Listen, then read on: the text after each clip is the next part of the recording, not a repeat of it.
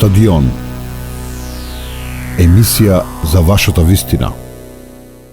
На линија имаме Слагена Тасева, Transparency International во Македонија. Госпоѓа Тасева, дали се слушаме, се гледаме?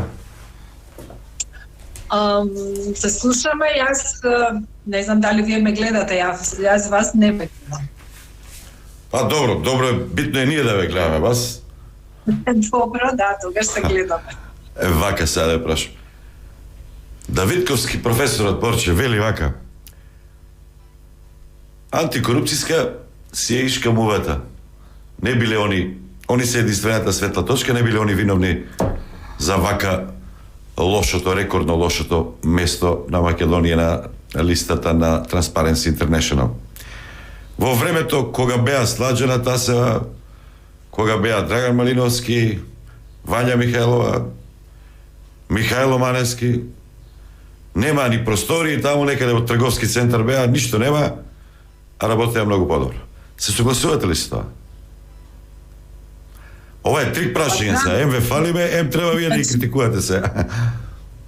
Значи, да, во тоа време постоеше ентузијазам и желба да се покаже дека можеме да направиме исчекор во борбата против корупцијата. Комисијата работеше со минимум ресурси, многу лоши услови. Од вработени во секретаријатот имавме двајца во тоа време. Меѓутоа резултати имаше. Ние работевме и од дома, иако не беше тоа за нас професионално ангажирање, туку хонорарно. Значи, делот работите ги работевме дома. Но она во што многу се разликува работењето на комисијата тогаш и сега е дека тогаш одлуките на комисијата се почитуваа од страна на надлежните органи. Вие се сеќавате дека имавме разрешувања на директори, имавме оставки или разрешувања на министри поради недоставување на изјави за имотна состојба. Директорот на Фондот за здравство беше разрешен, имаше многу други такви ситуации. Од владата ги менуваше своите одлуки и кои беа веќе и донесени на влада. А откако комисијата ги изреагираше да каже дека нешто не е во ред со таа. Случајот Бачило беше интересен тогаш. Значи имавме малце поголема поддршка отколку што сега постои. Сега имаме ситуација дека комисијата нема проток понатаму. Кај нас единствениот проблем беше јавното обвинителство. Иако ние во комисијата имавме јавни обвинители, поранешни и луѓе кои што добро го познаваат критичното право и што може да биде основа за водење на критична постапка, и во тоа време обвинителството не сакаше да постапува во предметите на комисијата. Меѓутоа, од страна на другите институции имаше многу добра реакција. И тоа создаде еден амбиент да се внимава на почитување на законот за спречување на корупцијата, но во тоа време се започна со создавање на целосно амбиентот за ефективна превенција на корупција, но се разбира, ако не постои политичка волја и ако ти со таквата работа тргнеш високо кон ешелоните во власта ќе се замисли и следниот состав на луѓето во комисијата нема да бидат луѓе со интегритет, туку тие кои што ќе почитуваат политички потреби. Па тука се разликувате со Давидковски. Тој вели, има политичка волја, ама не работат како што треба во антикорупција. Ај вака да ме прашам околу извештајот. Јас ќе политичката волја треба да ја покаже владата и треба да ја покаже јасно и недвосмислено со конкретни активности, почнувајќи од буџетот и обезбедување на ресурси на оние кои што треба да се борат против корупцијата, вклучително и на комисијата и вклучително и на јавното обвинителство и на сите други, да нема задршка кој треба да разреши некој функционер затоа што е во субир на интереси или гласал на седница на влада за сопствена потреба, односно за сопствен тендер или набавка. Значи, таквите работи не смеат и не можат да се толерираат. Тоа е политичката волја, да покажеш неприкосновеност и неселективност таму горе во власта. Не е политичката волја само да кажеш ќе имам вице-премиер за борбата. Вие се сретнавте со мора да признам, професорке, добра тактика. Прво ќе нападнете, после ќе се сретнете, ќе ги изгладите односите. Што договорите сега со Николовски, заменик премиерот за борба против корупција, криминал, одржив развој, не можам функцијата да ја запамтам. Тоа не беше воопшто тактика. Јас тоа постојано го зборувам. Постојано ќе го објавам индексот, ќе кажам дека не се случило, и не се случило навистина, ниту една власт до сега во 20 години како се објавува индексот, да не повика и да не праша како овие работи се следат, туку веднаш се оди со напад дека станува збор за перцепција и со одбивање да се прифати резултатот или воопшто да се разговара за тој резултат. Овој пат мислам дека тие ја прифатија мојата фрлена ракавица или предизвикот, кога бевме заедно со Ивановска на телевизија Телма на топ тема, кога реков не треба да се гледаме само преку екран. Добро е да седнеме и да разговараме. И тука можеби тоа е исто така показател на политичка волја и дека еве ајде да седнеме да разговараме. Веднаш после таа емисија стигна повикот за разговор и точно беше кажано дека еве ја прифатија сугестијата и ајде да видиме. Морам да кажам дека состанокот почна така малце повеќе Фајтерски? Првинот почетокот со фајтерски, еве младите така, меѓутоа на крајот или веднаш после тоа седнавме и разговаравме многу по детали, затоа што и тие луѓе таму очигледно немаат ни капацитет, ни формирана структура, ниту пак предмет на работа. Тој кабинет се уште некако лута по тоа што треба да прави.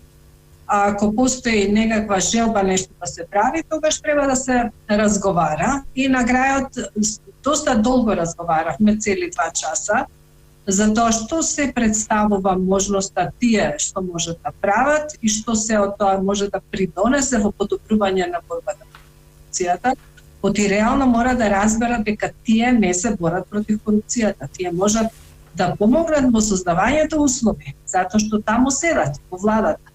Но ако и за нивните сугестии нема слух во владата, тогаш и тие нема да постигнат резултати. Значи тоа беше отприлика темата и она за што разговара.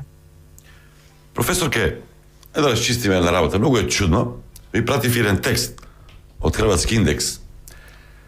Што повеќе диктатура, толку помалку корупција.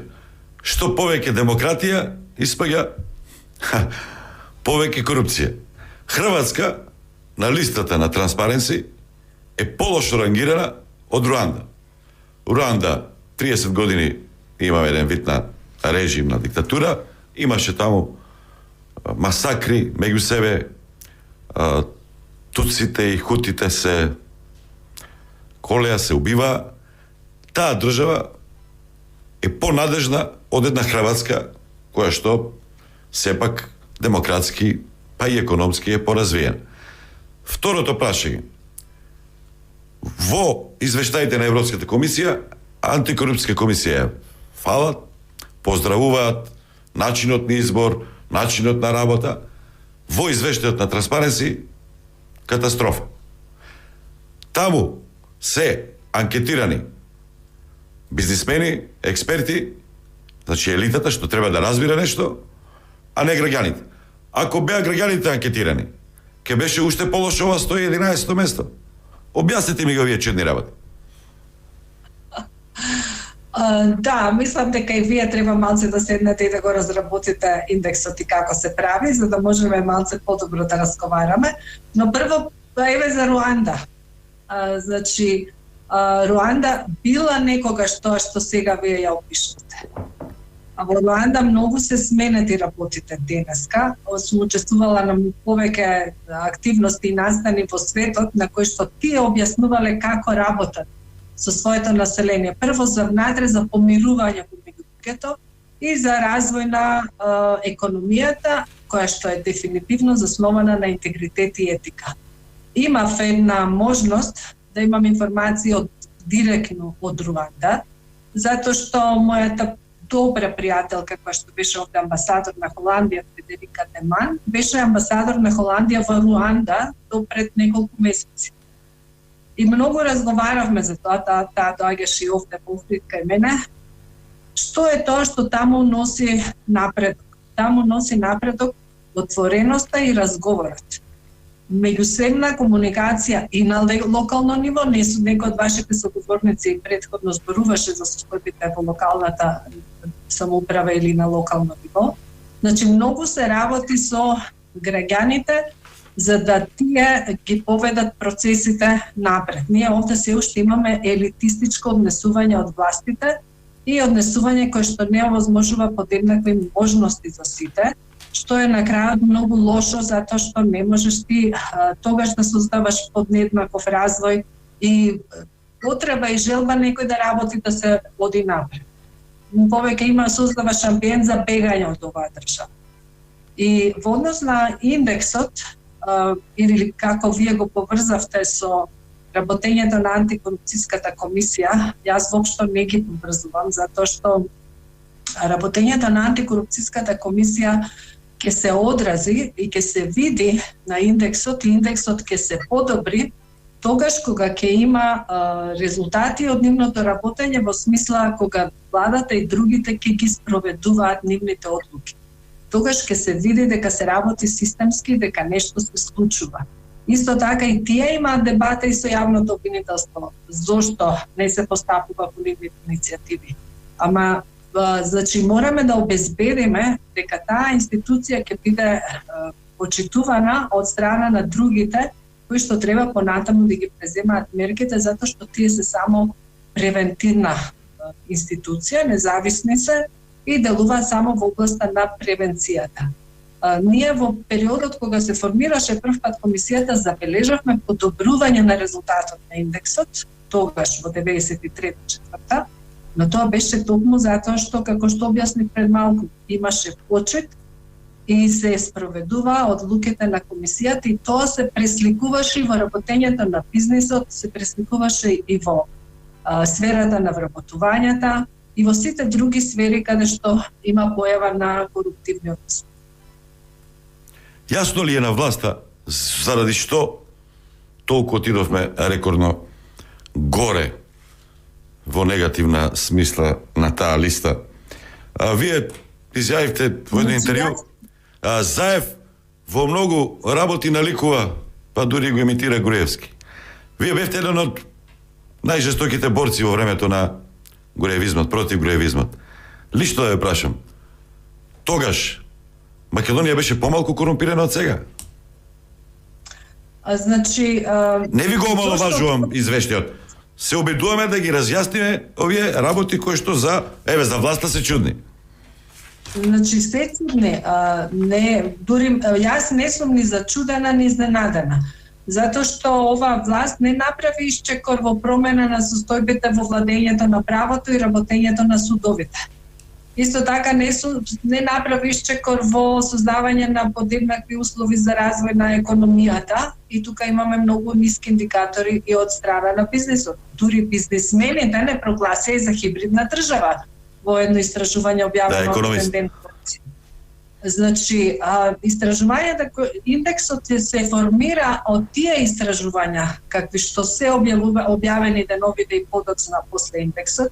Значи, тоа не е истражување на мислење на граѓаните. Никој, тоа се користени други истражувања кои што сега ги гледаме тие резултати. Ама оваа власт има впечаток како да си легна на режимот што беше воспоставен претходно. Тие не направија исчекор да го разградат, да го променат, сериозно да делуваат, да се покаже дека од сега натаму поинаку ќе се работи. И што се однесува до мене лично, во време на оваа власт, по случајот Феник, за кој што имаше представник од оваа власт, кој што многу беше заинтересиран во тој случај, јас и првпат сум тужена за клевета, затоа што на власта многу згодно и дојде да се користи со судот за замолчување на оние кои што се критични према власта. Да, изгуби на суд вел судија, така? Молам? Велам на суд вел судија, односно ја изгубивте, ја добија тие што ве тужија за клевета? Не, тоа беше исто така однос, затоа што провладините медиуми начело со МИА објавија неправосилна и необјавена одлука од суд, која што е првостепена и за која што нормално поднесовме жалба и во која што вие ги, ако знаете како е одговорноста за клевета, не може организацијата Transparency да нема пасивна легитимација, а јас сум обвинета како физичко лице, не како председател на организацијата, затоа што така не може. И мислам дека тоа исто така дел од она за што зборуваме. Независноста на судството и владењето на правото, ако не го видиме ние во реалниот живот, па дури еве и на мојот случај, како ќе зборуваме за подобрување на индекс? Професор Кек, значи се сведува на тоа, нема правда, нема мир. Додека тоа Апсолутно да. не се... Владењето на правото е основен столб во државата. И економијата не може да се развива ако немаш сигурност во облигациите во договорите, а тоа е голем проблем.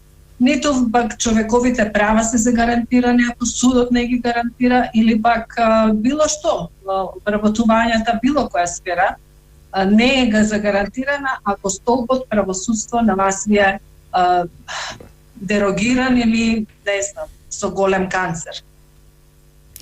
Јас ви благодарам. Поздрав и се надам до година ќе почне владата малку посериозно да работи на оваа тема, да покаже поголема волја политичка и на индексот ќе паднеме под 100. Знаете, до година е доцна. Сега, денеска, треба да се наработи и да работат на тоа, затоа што ако се чека до година, отидовме на 180 место. Значи, наистина треба веднаш и сега сериозна акција да се направи без компромиси, а тоа, го слушам, ставот многу е тешко во коалициона влада. Епа да, тешко е, ама ако се сака да се биде во влада, тогаш корупцијата мора да се реши. Благодарам, Слагена Тасева. Стадион. Емисија за вашата вистина.